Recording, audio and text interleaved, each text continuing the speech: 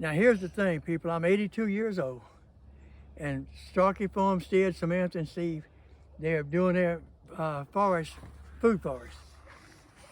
I already have fig trees, Japanese plum, blueberries, blackberries, asparagus, whatever. But I mean, and I'm 82. So you could be 60 in 22 years. When you get to be my age, you'd have the most beautiful fruit trees you ever seen. That's right. Come back here in 5 years and look at the blooms on the apples, the peaches, the pears, and the Pomegranates. gooseberries and pomegranates. Yeah. And then look at this garden when it's up to about waist high, absolutely beautiful. Hey, all it takes is time. And like I said before, you can pay a fortune, have somebody go in there and do it in 3 or 4 or 5 weeks, and then you're gonna be thinking, man, I should have put this over there. No, I should have done this instead of that. Too late. Take your time. Samantha and Steve started off with just this little bitty, that's not even a quarter of an acre, is it? No, this is, but when we first started, we started where them chickens were in a no-till, and that's all we had planted out here. We didn't even have a fig tree. Now they got fig trees, they got blueberries, hibiscus. Hibiscus, and where's your camphor at? Camphor, how you say it, camphor? I don't have camphor. The one that snake bit you through under. Oh, you're talking about comfrey. Comfrey, yeah. I got a whole row of it up here growing. Okay. And I will use comfrey underneath all my apple and my peach trees, Daddy, because as it grows and drops those leaves, it's going to feed that plant potassium, calcium. How deep does their roots go on that stuff? On that comfrey, 6 feet. Right, and that'll break that ground up under that tree? That's right, and it'll keep all my grass down. This is South Louisiana, y'all. We're subtropical. If it gets 1 inch of rain and this humidity, you're gonna grow. That's right. So you might as well fill in underneath all your fruiting trees with what you want. So we're gonna use lemongrass, Oh, yeah. purslane, New Zealand clover, and comfrey underneath all our fruiting trees. And you could plant yellow flowers and pull the squash bugs out. Sure did. You saw me fumigate the whole first part of my 1/3 of my garden up there this year. I had fumigated it with yellow mustard because I had gotten fusarium wilt. Yeah. So I took that little bit of ground out of rotation, didn't plant nothing, but I grew black oil sunflower seeds and yellow mustard up there to clean the soil out. Yeah. And I mean, companion planting, it's not rocket science, people. It's just get up and start. You can start off with 3 containers in your yard. That's right. You can grow dwarf trees in containers until you can figure out where you're going to put them, then transplant them. And I keep saying dwarf on a small area. Dwarf trees gives you more room. Yeah. More of a variety. They're easier to take care of too. Oh yeah. We're still in our 40s, so I don't mind planting trees that, we're going to have to prune back. And then by the time I'm hoping I'm in my 60s, they'll be pruned enough that they won't get out of control. Ooh, the mosquitoes are coming out, Daddy. I went to D.C. and toured some of the old plantations, and every one of them had their picket fence, where they had the apple trees growing. They cut the limbs off in front and back and grew the limbs right along the edge of the fence, against the fence. And the apples were just hanging right down the fence. How much room did that take? None. About just much more than a fence. That's right. And they had their gardens. So you can plant small, easy, and have a beautiful, beautiful fruit jungle. That's right. But plant smart. Plant smart. Know what grows in your environment. Know what varieties grow in your environment. Y'all wore out. That was a lot. I appreciate it. If y'all want to know what type of soil we garden on here at Starkey Farmstead, there's my proof.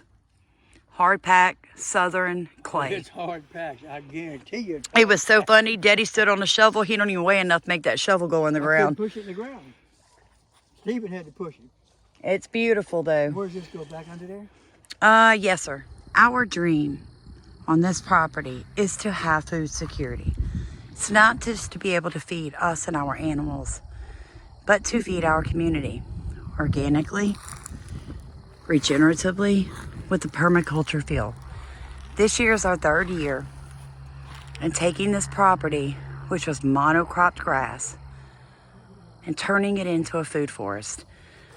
So what you're gonna see today is us adding in the apple and the peach trees and showing you how we're designing them, why we're putting them where we're putting them, discussing airflow, temperature, sunlight, size, and how to feed these trees to keep them growing.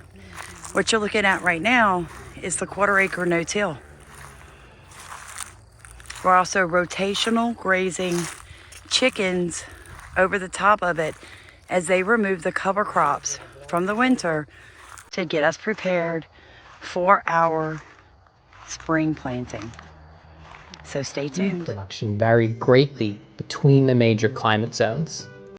There are some themes that are constant for all climates. One of those is the use of locally adapted varieties of fruits, vegetables, nuts, and domestic animals. This places permaculture solidly in opposition of factory farming and the use of genetically modified plants and animals, where only one variety of plant or animal is mass-produced and agriculture is homogenized over wide. When you're going to design your permaculture forest, you guys, know how the sun works on your property. You already know this though. Know how the water runs on your property. What you see Stephen doing is finding a high point. Here is one of the ditches. Notice we had a heavy rain. Look at where all the leaves are pushed up. That's how the water runs. So he's gonna put this new apple tree right here on a high point. One, so it doesn't flood when we get heavy rains. And two, as it grows, it'll tap down to where the water's flowing. It'll make its roots over there. All right. This particular apple, the platinum, It's the Anna, right? I can't even tell what the name is. I ain't got my It's an glasses. Anna. Anna apple. Yeah. LSU, Louisiana State University, recommended this tree for this area, this part of the parish. All right. If you got a chance and can get dwarf, it'll take your conditions wherever you at, plant dwarf. Now, if you got a lot of land, acres and acres, plant what you want. But like him, you plant dwarf when you can.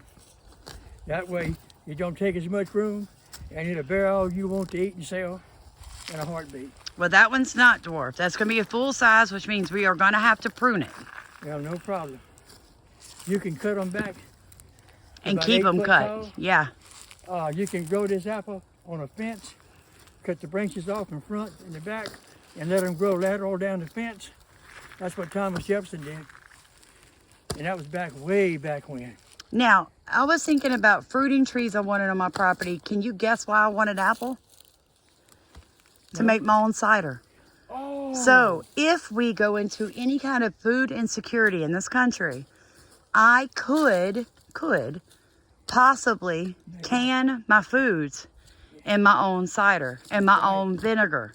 That's right. And apple cider is the base to every herbal remedy you can think of to heal your body. Either that or alcohol, they don't use much alcohol. That's right. So for us, apples were a give me.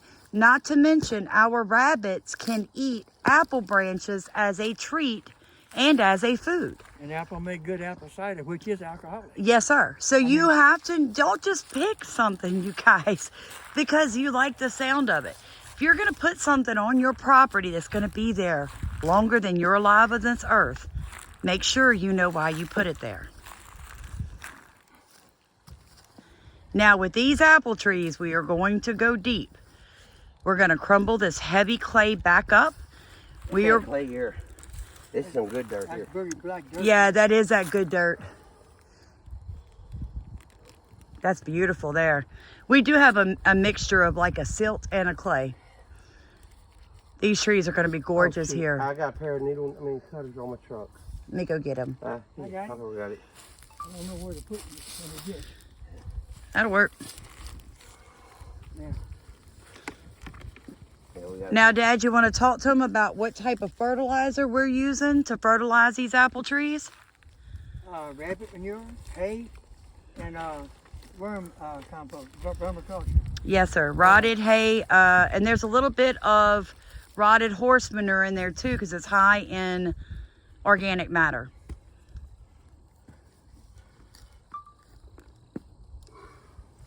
Now, these apple trees are dormant, you guys, which means they can be put in the ground before the last frost happens in zones 8 through 11. Hear me now. You need to put your berries and your fruiting trees in the ground now. Now, guys, before the summer heat. If you don't, that's why so many people have trouble getting fruit trees to grow in subtropical climates. We get too hot, too humid, too fast for too long. If you plant these trees in May, you're going to stunt their growth. Get them in the ground. This is like the second week in February. That's beautiful. Get them in the ground now. Like my dad was just explaining, your hole has to be 1 deep, 2 wide as the root ball.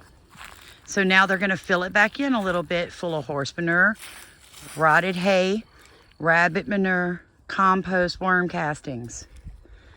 None of that's going to burn this plant, but oh my God, is it going to feed it? And it's going to attract earthworms. Now, under every berry and every tree we're going to plant here at Starkey Farmstead, we will create a tiny ecosystem under each one. Perfect, right there. We will put lemongrass, we will put savanna grass, we will put purslane, we will grow comfrey and white clover under every single tree. That will help to feed the tree's microbiology under the soil, as well as fertilize it long term and keep the weeds down.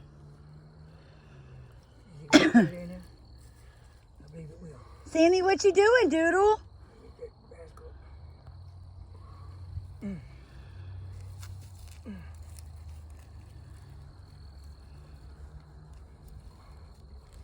I'm so excited, you guys. It's such a dream come true. Kind of push it around the roots. You don't want to pack it.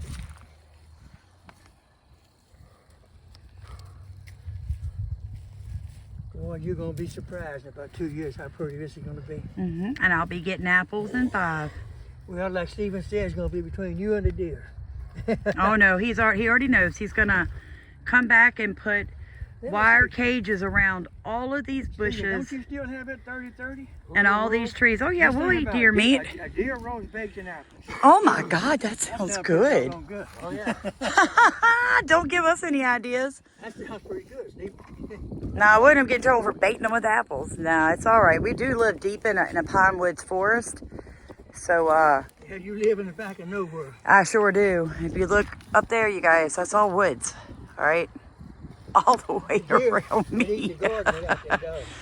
Yeah, so the dogs, we actually have big dogs for a purpose. They guard the garden, they guard the livestock.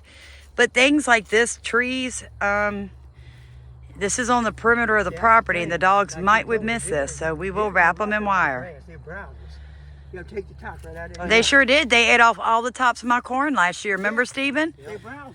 I about had a heart attack when I realized. They'll go along just stick the top. Oh yeah, my corn had hit right at about 1.5 feet, and they were taking 6 inches right off the tops of them corn stalks. Dry periods, but when water's available, things are constantly growing.